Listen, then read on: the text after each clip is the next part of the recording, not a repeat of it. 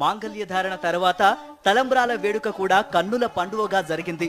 ముత్యాలు కలిపిన గోటితో ఒలిచిన తలంబ్రాలను వధూవరుడైన సీతారాములపై పోశారు అర్చక వరేణ్యులు. జై శ్రీరామ్, జై శ్రీరామ్. జపమేమి చేసెను జనక మహారాజు, కళ్యాణ రాముని కాళ్ళు పడువారా.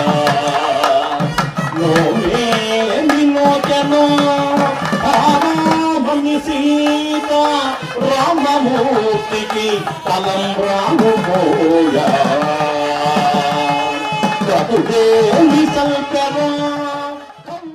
రామతీర్థం రాములోరి కళ్యాణ మహోత్సవంలో ఉపయోగించిన తలంబ్రాలకు ప్రత్యేకత ఉంది.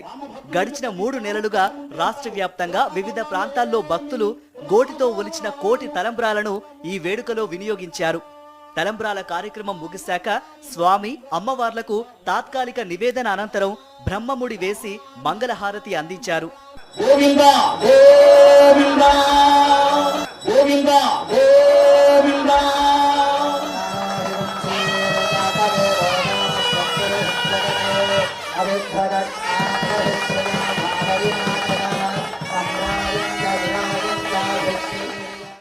కళ్యాణం ముగిసిన తర్వాత సీతారాములను వేడుకగా పల్లకీలో ఆలయ మాడ వీధుల్లో ఊరేగి